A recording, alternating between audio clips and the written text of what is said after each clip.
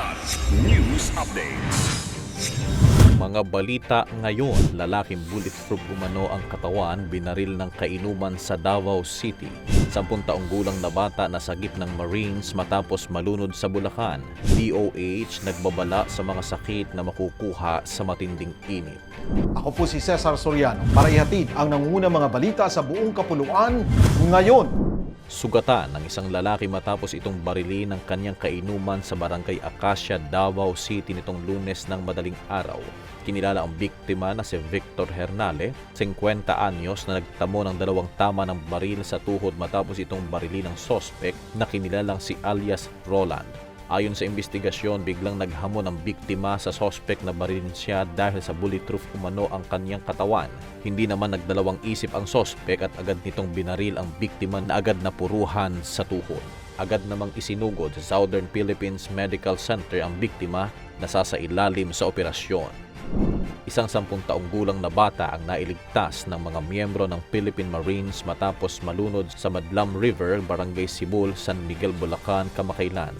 Ayon kina Corporal Gestoni Dalman at PFC JP Navales, isang bata ang nakita nilang nakahandusay at walang malay matapos mailigtas ng isang bystander.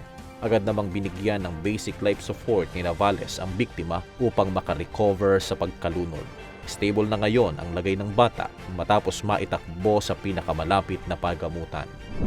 Nagbabala ang Department of Health o DOH sa posibleng sakit na makukuha sa matinding init ng panahon sa bansa dahil sa papalapit na summer season.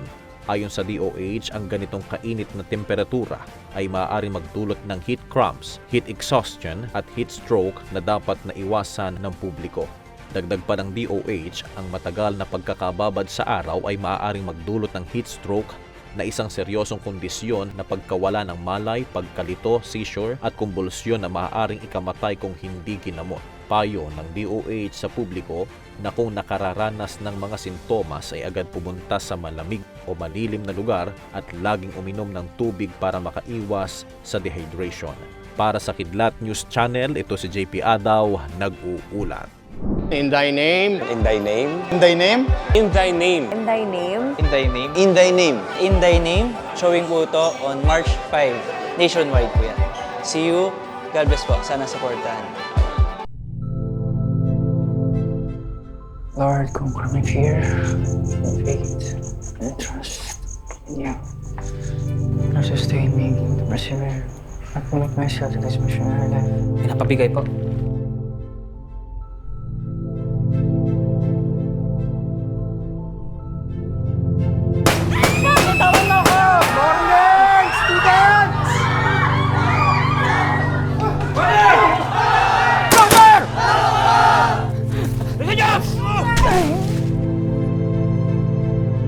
Nagdeklara ng giyera ang Abu Sayyaf. Hindi tayo hinto. We cannot lose any more personnel.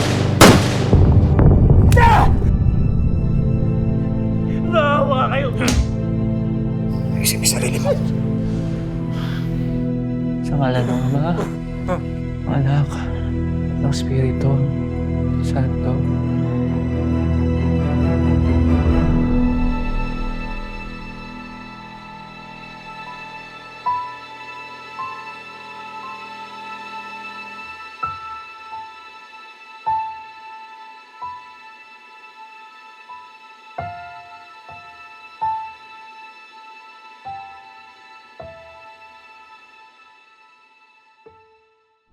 Ako po si Cesar Soriano, kasama nyo sa bawat pagputo ng balita.